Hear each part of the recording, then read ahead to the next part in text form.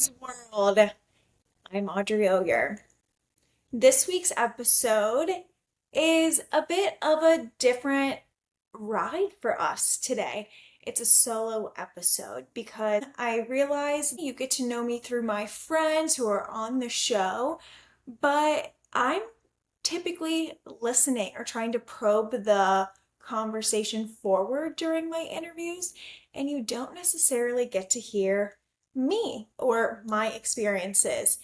And I wanted to take the time to really introduce myself to you and give you a glimpse of truly what Audrey's world is and how we got here. If you were to tell 10-year-old Audrey, 17-year-old Audrey, maybe even 26-year-old Audrey that I'd be picking up a mic and talking to the internet, I would definitely laugh in your face because growing up, I felt like the weird kid who got attention just for being me, like in the worst way. And it was so painful being in my own skin sometimes. Was often the butt of every joke within my friend group. I was dressing differently than people in my hometown. I wasn't as smart as the people I was friends with. And I just really felt like oftentimes, no matter what I said, what I wore, what I did, it just got a reaction or a comment from people. And if you're a little girl growing up, you're often told to avoid that attention. And I really spun that in such a negative way. I felt like my name, Audrey, even just made me feel so odd. Like I felt like that AUD part, odd. It was screaming to everyone that I was different. I felt like it was screaming to everyone that I was the odd one out. I was the oddball. And that's so silly to think now, but I truly felt like that was just screaming some weird identity. Over time, that continued amount of comments, attention, I knew being myself was the best thing I could do, and I never wanted to water myself down. But after years of this, I mean, no matter what your belief is about yourself, I think you just start to change the way you operate because, well, if you're like me, you just want a day to go by where you're not the butt of the joke, where you're not getting some sort of attention, where you can just have a day to kind of feel invisible. But I think every middle school and high school girl and girls throughout our lives experience this, where we don't want to be the one who's causing the attention. We want it to be on someone else. We don't want to be the one who people are picking apart, whether it's for your actions, what you're wearing, what you're saying, what you're doing. I mean, I think everyone has those moments in their life where they wish they could just melt to the wall or be camouflaged or something. That's why I wanted to talk about it. And it's the story of how I got here to this day and why I am the way that I am. I built up a lot of just mechanisms to be more digestible and to fit that mold. So, putting myself out there to draw this sort of attention because I am doing something different on the podcast. It took me, guys, years to build up the courage and the confidence and the bravery to even do this. I know that to others, nothing huge to be doing, but for me, for a very long time, this was unimaginable. I really could not believe that I would do this, even though it was something that I was interested in doing and something that kind of spoke to me. I just felt like this was drawing that negative attention to myself or, giving people a reason to say something negative. So when I first started listening to podcasts almost 10 years ago now, after maybe listening for a few months, I was like, oh my God, people get paid to be a podcast host. That is so cool. Growing up, I always loved Oprah. Coming home from school and watching Oprah was one of my favorite things to do. I maybe didn't realize that that could be a job then, but I just loved the energy. I loved getting to hear different stories, get to know different people. When Oprah was on growing up, think about it. We didn't have social media. I was this little girl in the middle of nowhere, Ohio. I didn't know what people in California were like. Hell, I didn't even know there were subcultures of people in different regions. I barely understood culture of the South or what people were doing or differences there. New York, the whole country. I had no concept of what living outside of Ohio was like. But watching Oprah for me was a lens into the outside world or to life greater than mine or greater than where I was. And I absolutely loved it. I definitely thought growing up I just wanted to be like Oprah in some way. And I love people. I genuinely love hearing people's stories. And I love knowing what people are doing, their hobbies, the ins, the outs, how they got to where they are now. I love learning about people and love talking to people. Then when I got into podcast, I saw that this could be a way that I could potentially do that one day too. I didn't need to have some education. I didn't need to have certain experience to get something going. Then I was absolutely terrified. And I could not even tell my closest friends, my family. I couldn't tell them that I wanted to have a podcast.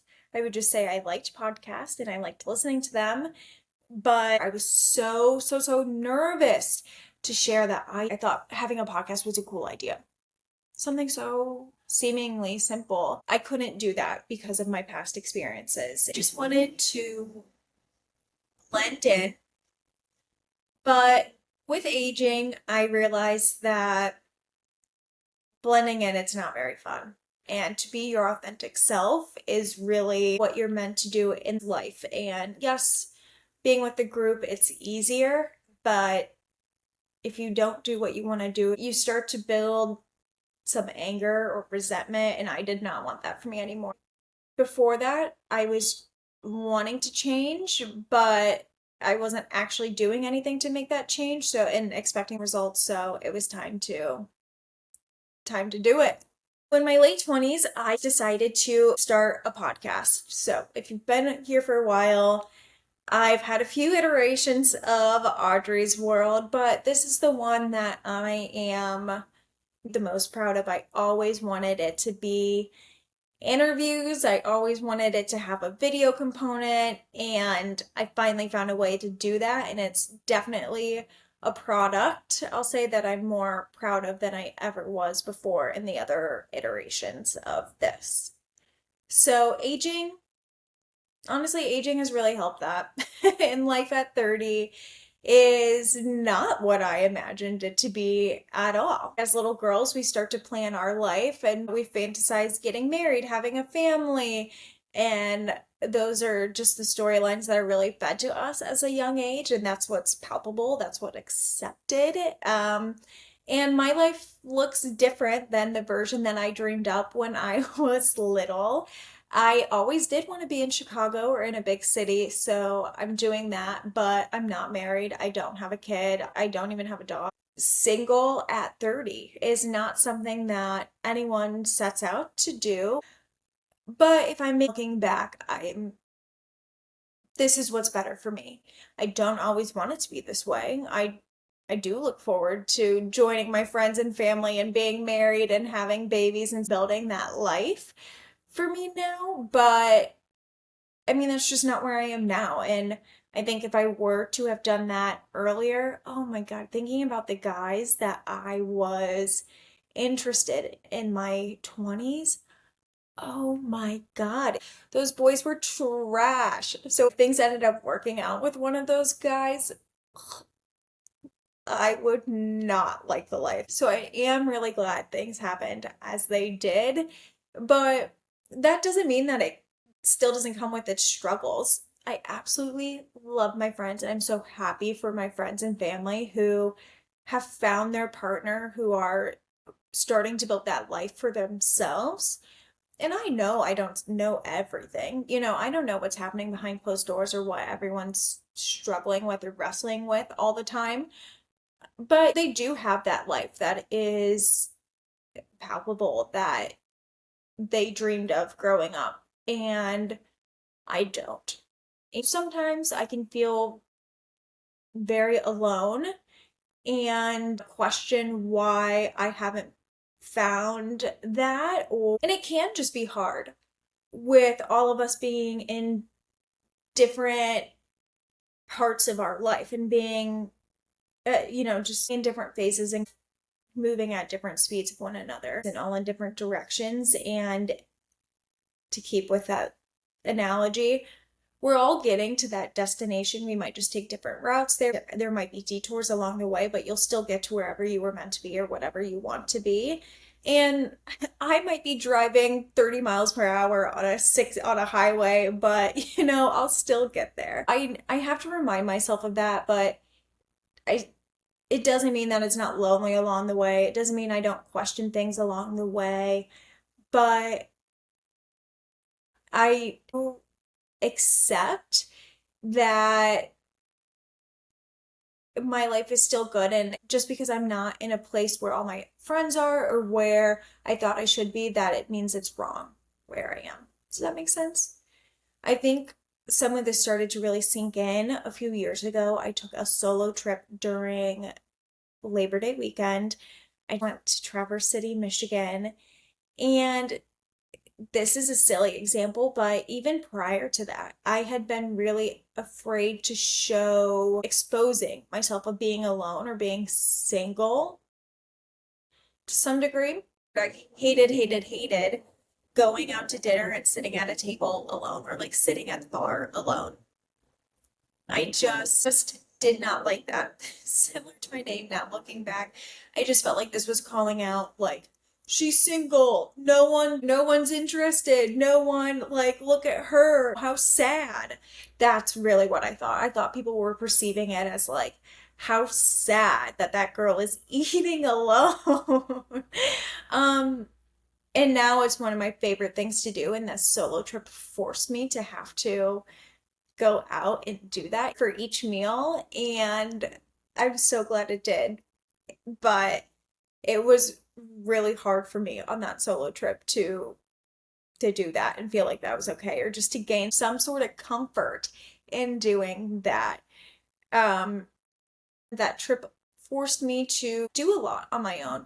It's not like I hadn't done that before, but it was really easy for me, especially coming out of COVID and such, just to be comfortable staying at home, staying comfortable, just not putting myself out there or not trying new things. And this forced me to turn that on its head and spin it upside down and try these things that I found to be personally pretty difficult before that. And I'm so glad it has. It's really sparked me to try other things that I've been scared to. Granted, it's not always easy. It doesn't always go according to plan. There are hiccups in it still when I do those things, but I'm in more of that habit now of doing it. And I'm really thankful that being single, being single at 30 has forced me to continue to get outside of my comfort zone, to try these new things and continue to grow and expand. There's these small moments building up over the last few years that I can look back now and just see where I had to look around and accept that this is not where I thought I would be. This is maybe not my fantasy of of being an adult or what my adulthood would look like.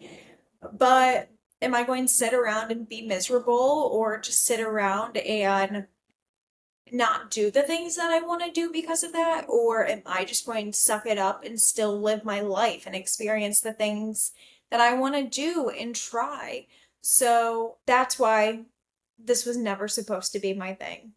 Maybe podcasting maybe being a little different, maybe forcing myself to do uncomfortable things and forcing myself to celebrate those small wins.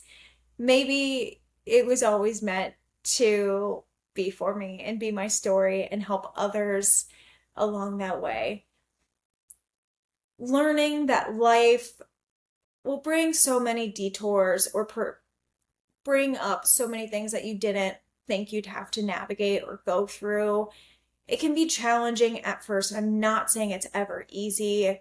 It can be full of teary nights or just wanting to give up, but you still get there. You still get to where you're supposed to be, and maybe it's exactly how it's supposed to be. Maybe those lessons you learn along the way will benefit you once you have that, whatever it is where you feel that way. Trying these new things, ever expanding, it's fucking terrifying, and you have to come to terms with a lot along the way. There's so many mirrors of what you have to get over or just be brave or continue to push through along the way. And I have absolutely no fucking idea what I'm doing. I'm not claiming that I've done this in the best way or gone about these challenges in some novel way or that I like know the best path to do it. I just know the path that I took and I still kind of got to whatever place I was supposed to. So I'm sharing that with you all. But maybe you relate to different parts of my story, or maybe this gives you the courage to do that small win and to try something a little different and try something that really inspires you or that you've been nervous to do, or maybe just make that small change one day to try it. And I'm sharing this because I think we all want to just feel a little less alone. So I don't know. I'm putting it out there to see what happens and make me feel a little less alone. That's my current reality. That's Audrey's world, some glimpses into my life up until now. Let's be honest, I still want to fantasize about what would be different or just fantasize what my dream world would be. So this week I'm sharing what I'm dreaming of these days. I'm really wishing that things weren't that serious. Life is hard, life is challenging, as you know. Like, everyone's just trying to do their best and everyone's trying to get through the day. And I think sometimes we forget that or we don't give each other the grace to just like try and work through something. And so then we're like, I feel like so uptight and serious and like, whatever, with that pressure on ourselves. So I just wish things weren't so serious. Like, I wish we could laugh at ourselves more. I wish people could just be like, oh my God, wait, ha ha ha, hilarious. Maybe even like in the work setting. Like, guys, it's not that deep. We are literally all, I get that it pays our bills. We want our product, our service, whatever to like do well.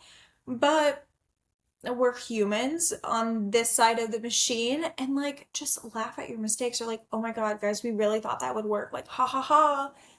Maybe lessons learned or debriefs, postmortems. I wish there was maybe more like laughing in them. Can you imagine? Getting a big group of corporate leaders together and it's like, okay, guys, let's do this post-mortem. And everyone's like, ha ha ha, we thought that would work. We thought this was a good idea. Too bad we didn't foresee this. Like, LOL. So crazy how that happened. I don't know. I think everyone would just be stressed. I think that would make everyone feel less stressed and less alone. And like there was more teamwork around. I wish social I wish social media just wasn't spewing insane amounts of information to you 24/7.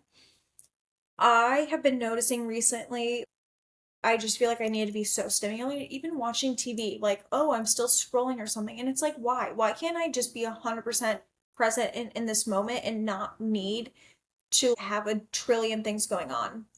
This reminds me, you know how when you're watching TikTok clips and it's a split screen and one's, let's say, this podcast clip and then the other one is a game on the side? Why do we need so many things happening to remain focused on the main topic or what's really going on? And this is just my theory that I'm putting out there. I don't know if it's right. I don't think it's 100% true, but I do wonder if because like TikTok and different different social media algorithms, they've changed now to just not only include the people who you intended to follow or who you physically were like click to the follow. And it's now giving us ads.